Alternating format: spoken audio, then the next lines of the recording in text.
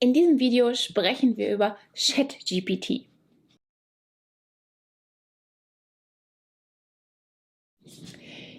Ja, vor ein paar Tagen bin ich da zufällig drüber gestolpert. Wahrscheinlich weiß die ganze Welt schon Bescheid, aber ich bin jetzt erst darüber gestolpert und ich bin begeistert, wirklich. ChatGPT ist nämlich eine künstliche Intelligenz, die Texte für dich schreibt. Ja, und mein erster Gedanke war, ja, Texte über künstliche ausprobieren.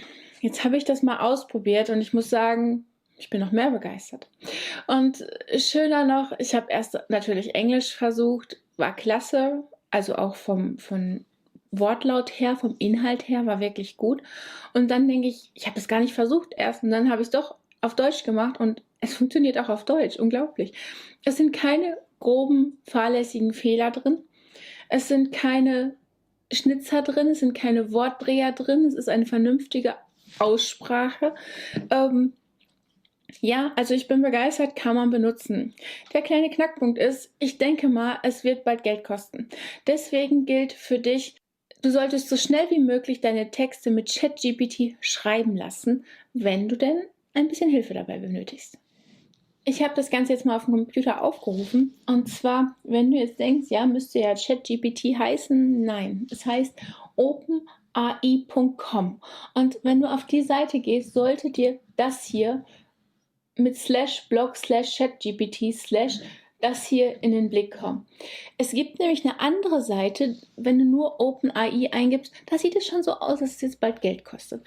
Deswegen, ich sage das hier ohne Gewähr, aber es sieht ganz schwer danach aus und ja gut, es ist gerechtfertigt, ne? Also keiner will für seine Leistung nicht bezahlt werden. Wenn jemand so etwas programmiert und sowas herstellt, ja gut, dann sei ihm gegönnt, dass er damit Geld verdient. Deswegen so schnell wie möglich, wenn du Texte haben möchtest, jetzt gibt es sie noch kostenlos und dann kannst du dich hier einloggen. Du klickst hier einfach auf Try ChatGPT und wenn du das tust, dann kommst du hier, dann mache ich einmal den zu, dann kommst du hier auf diese Seite und du siehst, ich habe das hier schon völlig ausprobiert und du kannst das natürlich auch machen. Du kannst hier einfach auf New Chat klicken. Und dann kannst du loslegen. Ja? Jetzt sagt er, okay, wir haben jetzt hier ein High Demand, also es sind viele Leute, die sich da Texte schreiben lassen, deswegen kann die Seite mal zwischendurch ein bisschen langsamer werden oder auch gar nicht funktionieren. Kann sein, aber nicht schlimm. Wir versuchen es dann einfach nochmal. Ne? Also, ich gebe jetzt mal ein, was ist die Farbtheorie im Grafikdesign? Und dann fängt das an zu schreiben, ja. Also er schreibt jetzt irgendwie einen Text. Ich kann natürlich noch sehr viel spezifischer werden. Ich kann sagen, ich hätte gerne einen Text mit 300 Wörtern oder mit 500 Wörtern. Kann sein zwischendurch, dass er aufhört, dass ich sagen muss, schreib den Text weiter. Aber im Großen und Ganzen schreibt er mir jetzt einen wunderbaren, fehlerfreien Text zum Thema Farbtheorie im Grafikdesign. Ja? Also viel besser wird's nicht, ne? Und hier, es hört sich ja auch ganz gut an, ne? Die Farbtheorie im Grafikdesign beschäftigt sich mit dem Verständnis von Farbe und ihrer Anwendung in der visuellen Kommunikation. Es geht um die Wahl und Kombination von Farben, um bestimmte Stimmungen und Bedeutungen zu erzeugen und zu vermitteln. Die Farbtheorie beinhaltet Konzepte wie Farbkreise, Farbkontrast, Farbharmonie und Farbpsychologie. Jetzt können wir weitermachen, ne? Wir können jetzt weiter in die Tiefe gehen. Bitte schreib mir noch... Wir sind ja freundlich, ne? Bitte schreibt mir noch etwas zum Thema Farbkreise, Farbkontrast, Farbharmonie und Farbpsychologie mit H3-Überschrift. Und nun fängt er wieder an. Jetzt hätte ich, wie gesagt, noch spezifischer werden können, hätte noch sagen können, schreib mir so und so viele Wörter. Auch das hätte er dann gemacht. Ja, mit den Wörtern, na, da hat das manchmal nicht so, da wären das mehr oder weniger, aber er schreibt eben. Und das ist hier der Punkt. Also es geht jetzt zu jedem Punkt, den ich hier aufgeführt habe. Farbkreis, bitte jetzt einen Absatz schreiben, dann Farbkontrast, ja, du siehst, es ist hier auch eine schöne H3-Überschrift drin, kein Problem. Also ich kann das auf meine Webseite übernehmen.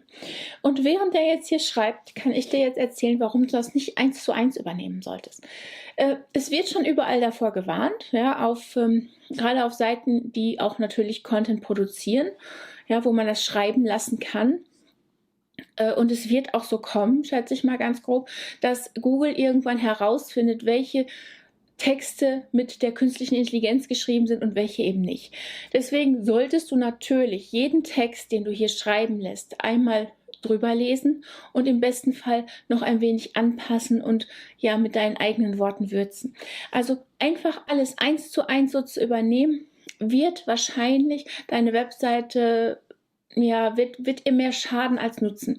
Deswegen mein Vorschlag, ja, du kannst damit wunderbar Texte schreiben lassen und jetzt sogar noch kostenlos, aber du solltest im Hinblick darauf, dass das Google wahrscheinlich nicht gefallen wird, wenn man massenhaft Texte mit künstlicher Intelligenz produzieren kann, das nicht so stehen lassen und immer das ein wenig verändern und mit deinen eigenen Worten, ja, umschreiben oder zumindest ein paar Sätze austauschen oder ein paar Sätze dazu schreiben.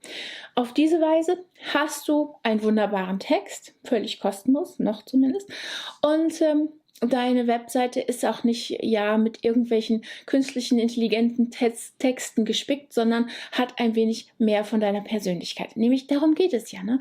Also auf deiner Webseite baust du ja im Prinzip dein Zuhause im Internet. Deswegen, du lässt ja in dein Zuhause auch nicht einfach irgendwelche fremden Leute rein und lässt die einrichten. Du hast natürlich einen Innenarchitekten. Aber im Grunde machst du das nicht. Ne? Du willst ja deine eigene Persönlichkeit da reinbringen und nicht irgendwen das machen lassen. Deswegen finde ich es eine gute Idee, die Texte ein bisschen anzupassen und auf dich zuzuschneiden. Während wir uns jetzt hier unterhalten haben, er ist fertig, ja. Die Farbpsychologie, Farbharmonie, Farbkontrast, alles wunderbar geschrieben. Ich kann natürlich jetzt weiter in die Tiefe gehen. Ne? Ich kann natürlich sagen, welche Bedeutung haben die Farben in verschiedenen Kulturen. Ich werde mir wahrscheinlich auch noch einen schönen Text zu schreiben und ich kann ihn wiederum zu meinem Text hinzufügen. Ja, ich hoffe, das Video hilft dir und hat dir gefallen. Ich werde jetzt auch ganz einfach mal schnell auf den YouTube-Kanal kommen. Ja, weil ich denke, wie gesagt, dieses Mecker wird nicht unendlich anhalten. Deswegen gilt es hier schnell zu handeln, schnell auf die Webseite zu gehen, sich schnell ein paar Texte schreiben zu lassen. Und so kannst du dann deine Webseite mit Inhalten füllen. Ich habe nämlich immer wieder gemerkt, dass die größte Hürde bei der Erstellung von Webseiten ist letztendlich, Texte da drauf zu kriegen. Verständlich auf der einen Seite, ja, weil so ein leeres Blatt, ne, wo fängt man denn überhaupt an? Aber mit ChatGPT gibt es jetzt nun wirklich keinen Grund mehr, das nicht zu tun. Ja, wie gesagt, ich hoffe, das Video hat dir gefallen. Wenn dem so ist, dann abonniere doch unseren Kanal, klick die kleine Glocke an, damit du benachrichtigt wirst, wann immer wir ein neues Video posten und vergiss nicht auf den Like-Button zu klicken. Und dann sehen wir uns beim nächsten Mal. Tschüss!